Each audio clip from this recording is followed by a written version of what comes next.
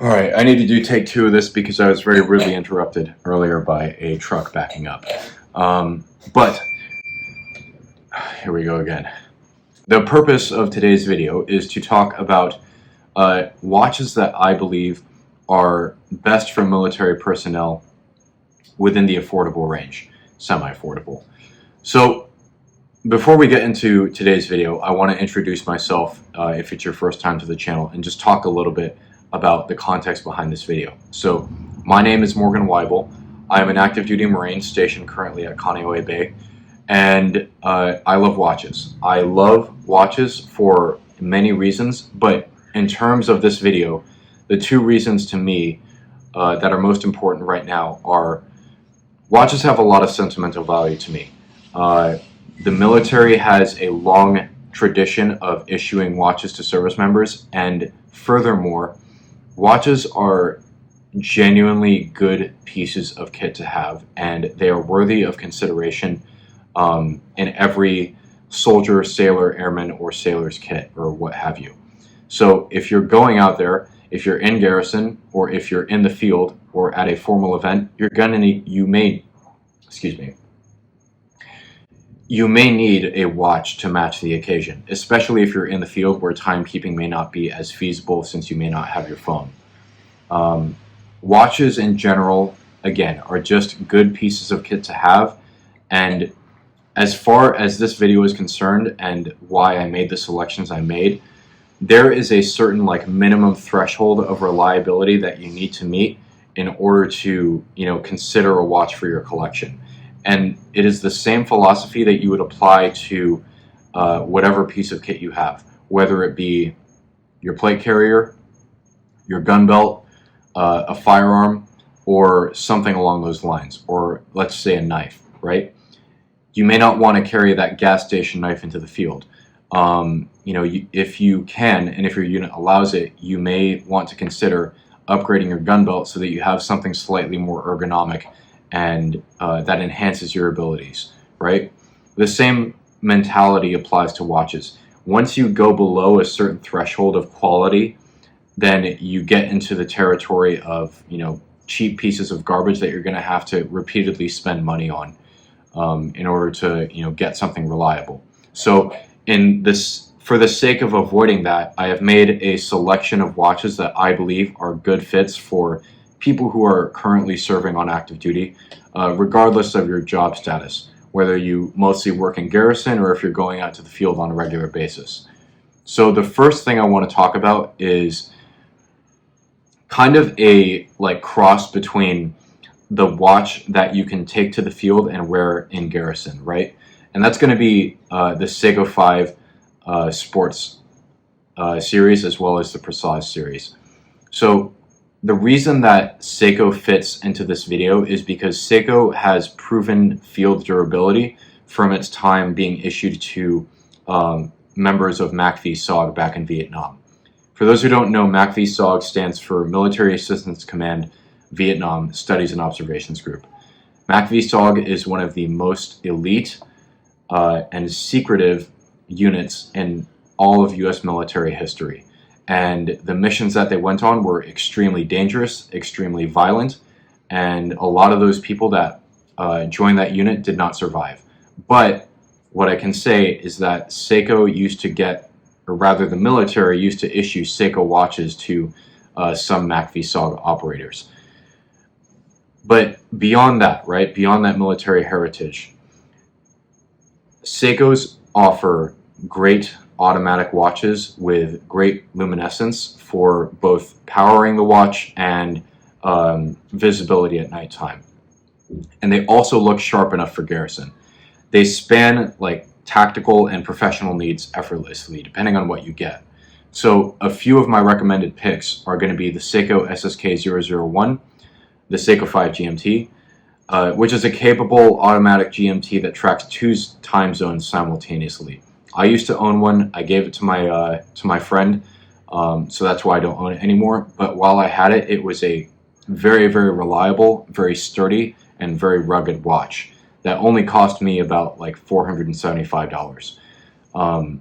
That's a lot of money to spend on a watch, or really anything in general, but when you buy something like that, of that quality, for that price, it's going to last you a long time as long as you take care of it. Take care of that watch and it will take care of you. The same thing goes for the Seiko SRP E55, which is an automatic everyday timepiece with a day-date complication and 100 meters of water resistance as well. And that comes in at $295 MSRP. Again, really great watch. I used to have one. I gave it away in a giveaway. But it is definitely one of those pieces that I could trust, and that is just extremely durable and looks good, you know, doing what it does, which is telling the time. The last watch that I want to bring up here, and this is very specifically for dress purposes, is going to be the Seiko Presage line as a whole. The Presage line is a line of refined automatic watches, styled more so for formal events like the Marine Corps ball, the Army ball, your mess nights and whatnot. So they're not going to be as durable as the SRP E55 or the Seiko 5 GMT, mainly because they have lower water resistance. However, they're still capable enough to be used hard if that's something you choose.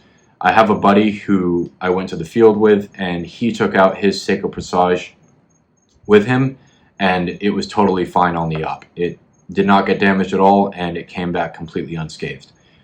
Generally, Seiko is good for military people because they are relatively affordable, rugged, automatic timepieces that have purpose-built variants for land and sea, and they really do clean up well in uniform. The next watch line that I want to cover is specifically for field use, for ops and deployments, right? And that's going to be the Casio G-Shock line, specifically your solar G-Shocks and the G-Shocks within the GW series. It's your digital beater. Like, there is nothing that trumps G-Shock in terms of utility and durability. G-Shock is the gold standard for ruggedness, solar power, and shock resistance, period. There is nothing else out there on the market that is as tough as a G-Shock. And it is perfect for the field, PT, or, you know, some really rough operations, should you ever find yourself in that situation. What I would recommend is that you can go for just about any G-Shock, but what you should look for is a choice that has solar powered capability. That way you don't have to change the battery, has atomic timekeeping, and is affordable enough to be replaceable. Because something that a lot of people don't know about G-Shocks is that G-Shock makes watches anywhere from $150 at the lowest all the way up to $3,000 to $4,000 for some of their really high-end timepieces.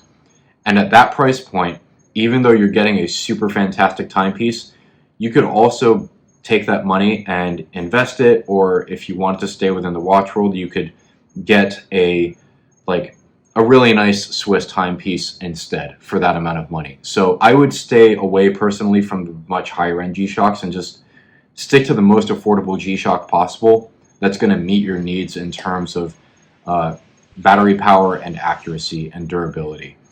Some examples of this would be the GW2310 FB-1 and the GWM 5610-1, both of which are super affordable. You can find them in stock at the PX, and they are just good, reliable, solar-powered, atomic timekeeping, affordable watches, period. There's really nothing else to it. They're kind of like no-brainers in a watch collection for a military person. And then the last brand that I want to talk about, again, kind of crosses the line between like garrison use and field use, but I would say that it leans more into the garrison side, and, you know, the kind of watch that you could wear out on liberty, right? When you want to look good and you're in civilian attire. And that's going to be the Hamilton Khaki Field line, both the mechanical versions and the automatic versions. Excuse me while I drink some wine and refresh my throat. Man, that came out wrong. Oh my god. Excuse me while I drink some wine. So, Hamilton Khaki Field. These are classic field watches with military heritage, mechanical movements, and simple and just very timeless style. They are, in my opinion, a little less suited for field use because they're more expensive than Seikos and G-Shocks. And in terms of their movements, I would say that they're probably a bit more fragile, especially the khaki field mechanical in 38 millimeters. A buddy of mine had the khaki field mechanical on the NATO strap, and it was completely matte finish, so it didn't reflect any light. It was old school. It had that military heritage to it, having been issued to soldiers back in World War II. It was a badass watch, right? But the fact that it was mechanical meant that you have to wind it every single day in order for it to, keep having power and keep telling the time. That is in opposition to the khaki field I can't talk. That is in opposition to the khaki field automatic, which doesn't require manual winding. You just have to wear it consistently in order for it to tell the time accurately. It's slightly dressier, it's more easy to wear on a daily basis, but it is more expensive.